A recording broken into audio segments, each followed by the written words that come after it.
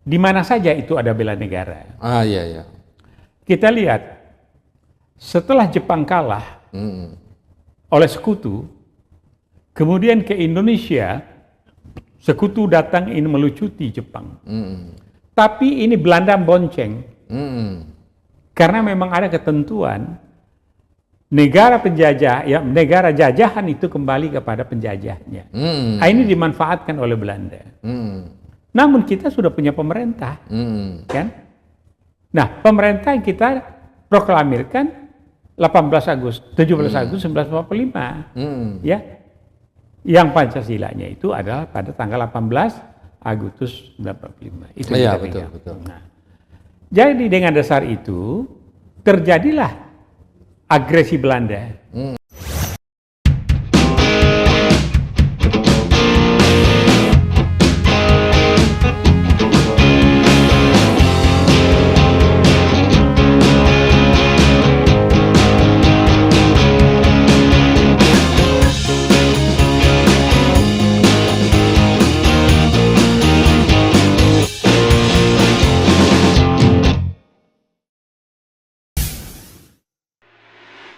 Assalamualaikum warahmatullahi wabarakatuh. Jumpa lagi di podcast TV Masumi. Saya Al-Mizan Ulfa, sering dipanggil Kang Mizan. Pemirsa mungkin sudah pernah dengar konsep bela negara.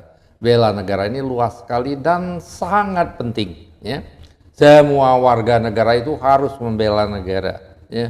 Pemerintahan harus membela negara. Semua kita harus dan wajib membela negara. Nah, ini untuk memberikan pencerahan tentang konsep, ya, dan implementasi dari bela negara ini telah hadir di studio kita Dr. Abbas Taha, ya, dosen pasca sarjana di beberapa universitas terkemuka di Indonesia dan juga merupakan anggota Dewan Suro Partai Masumi. Assalamualaikum Pak Abbas. Waalaikumsalam warahmatullahi wabarakatuh.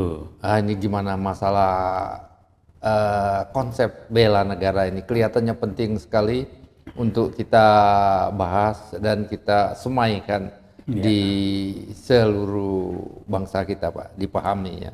Ya, baik, terima kasih. Assalamualaikum warahmatullahi wabarakatuh. Saudara sebangsa terakhir, khususnya keluarga besar Masumi di Nusantara maupun diaspora.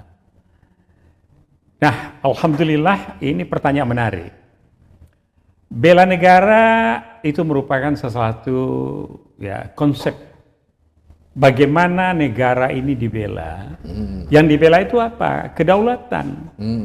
Kedaulatan menyangkut apa? Kedaulatan menyangkut, ya, teritorial, manusianya, dan konstitusinya. Oke. Ya. Nah, dewasa ini kondisi itu di Indonesia sudah tercabik-cabik, di beberapa negara lain juga begitu. Karena apa? Permainan daripada, ya, superpower di dunia ini, Amerika, China yang sudah China komunis menjadi kapitalis, dan juga kelompok-kelompok Yahudi lainnya.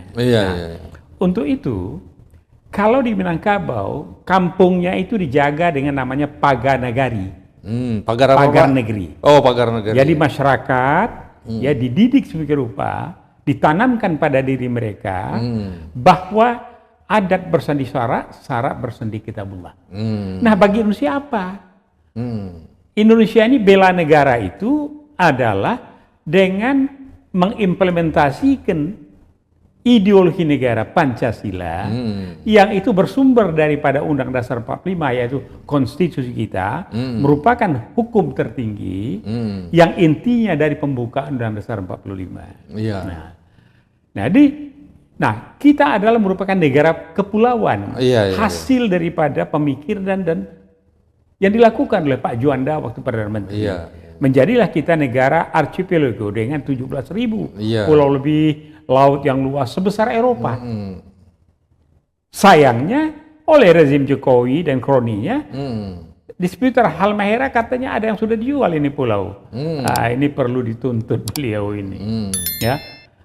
Nah, jadi Undang Dasar 45 Konstitusi sebagai hukum dasar, ideologi negara Pancasila diimplementasikan, di mana Pancasila ini itu difikirkan oleh tokoh-tokoh kita. Yang terakhir itu adalah Panitia 9 yang diketuai oleh Bung Karno. Nah, dalam rumusan itu sila pertama ketuhanan yang Maha Esa, yang memberi jiwa kepada sila-sila yang lain. Ya, nah ini penting ini. Ya, dan kemudian itu sempat dicoret. 7 kata itu, 18. Kemudian tahun 59 dikembalikan lagi sebagai Piagam Jakarta yang menjiwai Pancasila dan Undang-Undang Dasar 45. Iya, betul, nah, betul. Sekarang di mana saja itu ada bela negara. Iya. Kita lihat setelah Jepang kalah oleh sekutu, kemudian ke Indonesia, sekutu datang ini melucuti Jepang. Tapi ini Belanda bonceng. Karena memang ada ketentuan negara penjajah, ya negara jajahan itu kembali kepada penjajahnya. Ini dimanfaatkan oleh Belanda. Namun kita sudah punya pemerintah, kan? Nah, pemerintah yang kita proklamirkan 17 Agustus 1945, ya. Yang Pancasilanya itu adalah pada tanggal 18 Agustus 1945. Itu betul. Nah, jadi dengan dasar itu terjadilah agresi Belanda. Nah, dalam agresi Belanda ini, sekutu menjadi bagian pula dari Belanda ini. Terjadilah pertempuran di Surabaya. Ya, pertempuran Surabaya itu Bung Tomo sebagai pemain lapangan, Kiai Hashim Asy'ari dengan fatwa jihadnya.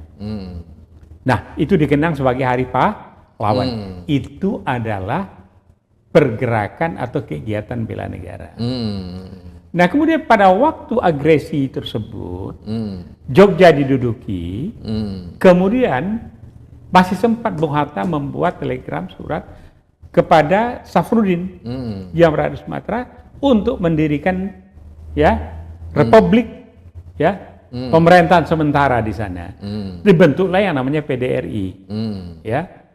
Nah, PDRI itu hanya berumur pendek, tapi dengan ada PDRI ini, itulah penyambung nyawa daripada proklamasi 17 Agustus 45. Jadi eksis negara kita ini, de facto maupun de jure, kan begitu. Nah, itu beberapa bulan. Dan di sini di pusatnya Bukit Tinggi, pemerintah tuh berpindah-pindah terus.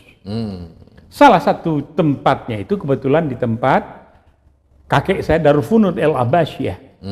Beliau ini imam jihad yang ditetapkan oleh MIT, Majelis Tinggi Islami, ya tahun sebelum kemerdekaan itu. Dan waktu pengangkatan sebagai imam jihad dihadiri oleh Dr. Isa dari pusat. Ini ada di dalam sejarah, pencatatan sejarah. Nah, di situ digerakkanlah. Dan apa hebatnya lagi? Waktu itu ada peta. Nah, peta ini kemudian membela tanah air. Iya, kemudian Jepang, ada bentukan Jepang ya, itu bukan. Peta Jepang itu punya. bentukan Jepang ya. Nah, kemudian oleh imam jihad maupun yang ada di Jawa ini semua masuk. Tapi semua itu berperan. Diperankan dirinya, mempersiapkan diri untuk merebut kemerdekaan. Nah, maka terjadilah juga waktu rapat besar pada era PDRI itu, peristiwa Si-7 namanya. Sekian puluh orang mati karena ada pengkhianat. Jadi pengkhianat itu tidak hanya rejim Jokowi ini aja, ini di situ pun ada pengkhianat. Ada pengkhianat. Nah, jadi gugurlah termasuk om saya itu kapten Pengkhianat itu kenapa? Berpihak pada Belanda ya? Berpihak pada Belanda. Nah, mereka sedang rapat, disergap puluhan yang meninggal. Nah, nah, itu. Jadi bela negara itu kemudian PDRI itu merupakan salah satu puncak bela negara dan dikeluarkannya Kepres oleh Pak Bambang Susilo Bambang Yudhoyono. Dan dibuatlah di situ tuh museum yang besar sekali tempatnya, semacam Palagan Ambarawa. Besar ya. Untuk di Kota Tinggi bahwa PDRI itu eksis dan merupakan kesinambungan dari pemerintahan. Tahun berapa itu, Pak? Tahun 48. Oh, 48. Ya. Nah, kemudian patut diingat yang namanya Orde Lama itu kan ordenya Bung Karno. Betul. Sebetulnya tidak. Orde Bung Karno pertama, ya, di mana beliau demokrasi terpimpin dan Nasakom kan. Kemudian Orde Lama pemerintahannya Safruddin Prawanegara. Karena apa? Soekarno. Orde Lama itu bukan dari Dekret 5 Juli 59 sampai 65, Pak? Bukan ya? Bukan. Ya. Nah, kemudian setelah itu baru Orde Lama yang kedua. Ya Soekarno sampai dia di lengseran. Jadi Orde Lama 59 sampai 65 itu ya. Iya, jadi dilengserkan. Kemudian ya, karena apa? Bung Karno waktu itu mencoba mengintegrasikan minyak dan air. Padahal formula itu sangat sulit. Iya, tidak mungkin. Dipaksakan dengan Nasakomnya. Nah, umat Islam mundur. Iya. Nah, Bung Karno ini kemudian lawan-lawan politiknya semua digeser, termasuk Syahrir, Khairul Saleh, ya, Tan Malaka juga dibubarkan partainya. Padahal Muhammad Yamin bilang Bapak Republik itu adalah Tan Malaka, karena beliaulah pejuang, pergerak, jadi dia pemikir, pelaku dan pembuat. Dia besarnya di Gresik, di Banten dan di Medan, ada pusat pendidikannya. Kemudian dialah yang menerapkan Indonesia Merdeka waktu beliau di Tiongkok. Nah, kita lanjut bela negara tadi. Jadi, bela negara itu di dalam peraturan perundangannya intinya adalah TNI plus Polri.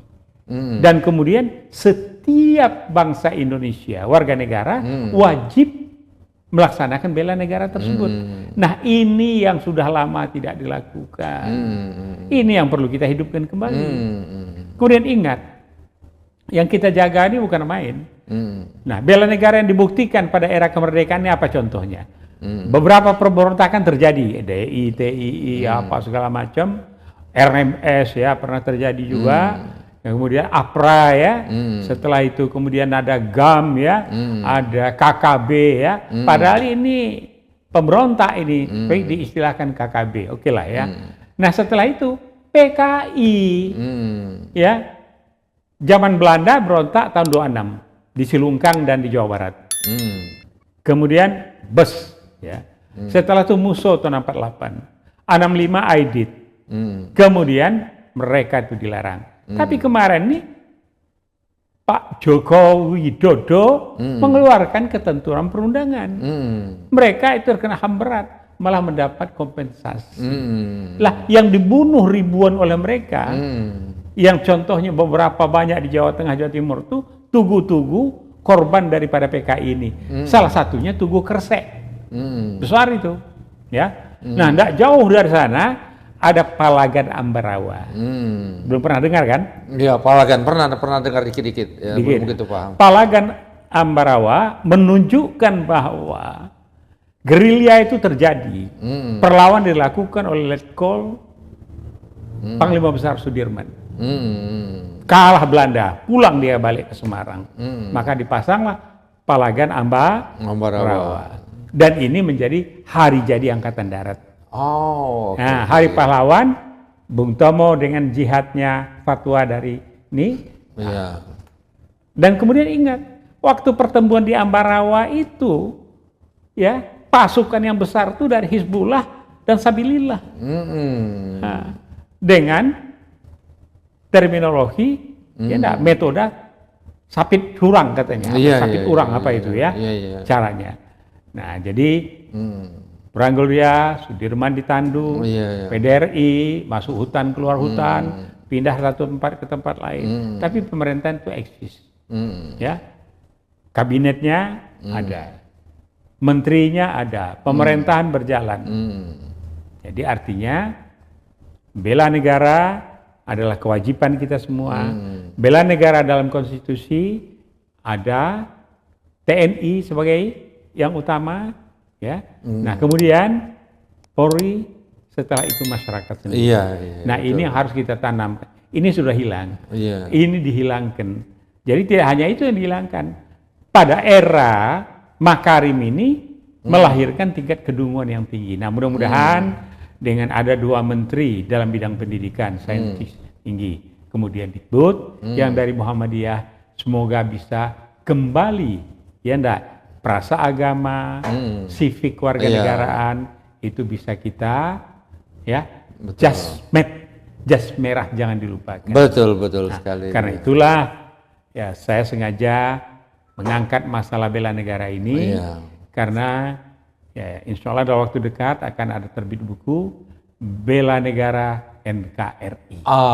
Ya, insya Allah. Mudah-mudahan sukses, Pak. Ya. Demikian pemirsa, saya kira ini bincang-bincang kita ini, dan kita harapkan ini akan bermanfaat bagi kita semua. Konsep bela negara yang mulai redup dapat dikembalikan, dapat diangkat lagi, dan ini terutama akan dipandu oleh buku Bela Negara yang ditulis oleh Dr. Abbas Taha. Wabillahi taufiq wal hidayah. Wassalamualaikum warahmatullahi wabarakatuh. Waalaikumsalam warahmatullahi wabarakatuh.